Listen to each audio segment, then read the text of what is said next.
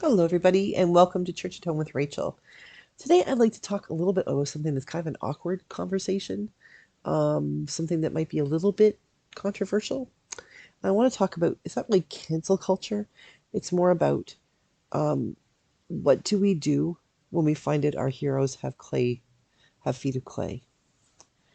Um, Back in November, I made a video about um, John, uh, oh, for heaven's sakes, Archbishop Welby, and everything that was happening and his resignation and things like that. And I took a lot of heat from around the world because I suggested that maybe he led with good leadership. There were a lot of people who were very angry because Justin Welby, didn't make the right decision in the first place. That people he should have known better, and he knew information that but none of us who commented really knew for sure. Um, and that the assumption being that if something was evil, then he must have been part of it. There's another person who has had a huge impact on the world, who has long been not a hero of mine, but someone I certainly looked up to.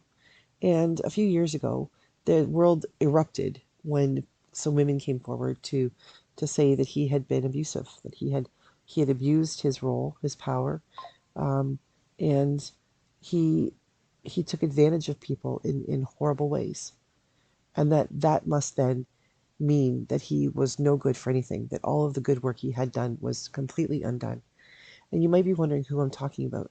Well, I'm talking about Jean Vanier. And this is a book I've been reading for a while now, called Eruption to Hope. Um, it was written really like ages ago, I think in the 60s, the 50s or 60s. Um, sorry, Jean, 1971, same year I was born. So it's very dated, and everything he talks about mankind and men and things like that. But in it, he talks quite a bit about the L'Arche community. And for those of you who don't know who Jean Vanier was, he was, I believe, the son of the Governor General of Canada, and he was a Roman Catholic, and he was a man who don't know the history. I read it once upon a time, can't remember now, but somehow or other he came across some men. I believe it was in um, a small community in France, and he came across a couple of men who were profoundly disabled. Um, People who I'm not sure what they had, what their disability was, but they were unable to take care of themselves. And if you know anything about the history of our own society, we've had a tendency to lock people up, to find asylums for them, or group homes, or places where they can be taken care of out of sight and of mind. And Jean Vanier began the L'Arche community, which is now all around the world. It involves women and men. But it began with just a couple of men that he lived with, that he helped to take care of. He would feed them and bathe them and live with them in a community, in a home, simply because he felt called to do so. And in doing that, he discovered that these were real, rational human beings. That people who were, at the time, the language was mental retardation, those who were mentally retarded were not less than. They were not people who were second class citizens. They had a different ability that made it more difficult for people who had normal abilities to understand them, to be able to think like them. And through the years, he developed these communities where people would come along and be core members. So the person with the disability would be a core member, and then there would be assistants who lived in the house who would help them. They would those things that they were unable to do for themselves, the assistant would help with. So they would participate in life to the best that they could. Some people were profoundly disabled, and they were unable to do such things as bathe themselves and wash themselves or toilet themselves. They couldn't cook meals and things like that. Many people could do some basic things. Some of them had intellectual disabilities. Some of them had their social skills were difficult. He tells a story in one place where um, people they just saw people as people. So it didn't matter if you were an uppity up. There was a person from a big company that was they worked with a factory that and this company the guy was coming to sell them a product or do something, and he was to, was used to being treated as such, as the, the big guy for the company. And he came to for a meal with them, and one of the core members said, no, everybody does their own dishes around here.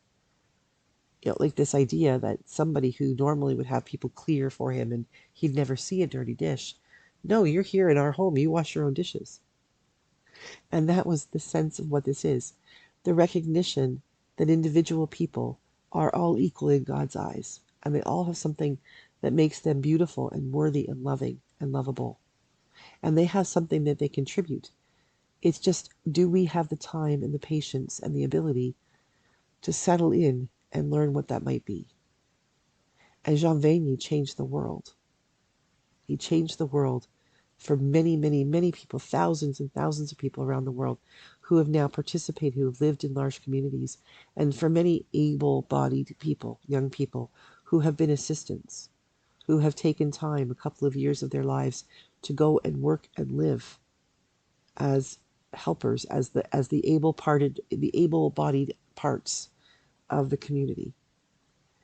And when the accusations against Jean Vanier came out, there was a big movement to basically say that everything about him was trash, that there was nothing good of him, that it didn't matter what good he might have done in the world, what he was like as the real Jean Vanier, the predator Jean Vanier. That's what he was about. And there's a real problem, I think, in that, because the truth is, and it's hard for me to say that right now considering everything that's going on. The truth is that a couple of truths. Number one, we were all created in the image of God. Number two, God doesn't make junk. Number three, there are redeeming qualities in every human being. And number four, even those who are the most horrific, even those people who make the biggest disasters and horrible decisions and hurt other people, there is something in them that is lovable. It may be pushed down and squashed. It may have been beaten out of them. They may have something, some sort of disability of their own that makes it very difficult for them to be able to either give or accept love, or for us to be able to see how they could. But the truth is that not one human being is totally evil. Not really. And that means we should be praying for them, and we should be looking for the best in them. Now, I admit right now I'm having the greatest deal of trouble trying to find the best in certain political figures north and south of the border. But that's where I need to learn patience, and I need to pay attention.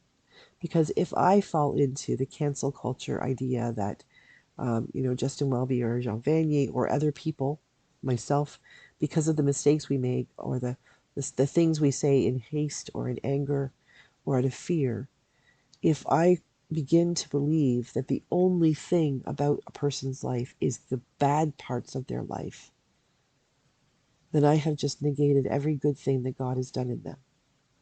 And that's not my place. So I'm challenging myself, and maybe I'm then also challenging you, to take a look around. And I'm not suggesting you look right to the top, but just look around at your own world, the people that you actually interact with, interface with every day, and look for those people with whom you struggle the most.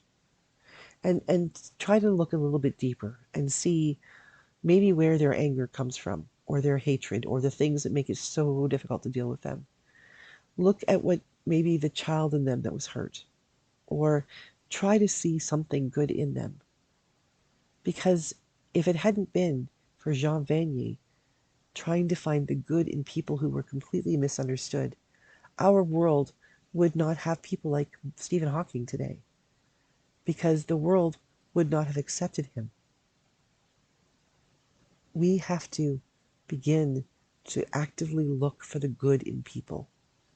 And when we become aware of the bad in people, which we will, because none of us are perfect, we need to be careful, not quick to jump to the judgment that anything that they have done that was good is now negated because they did something bad.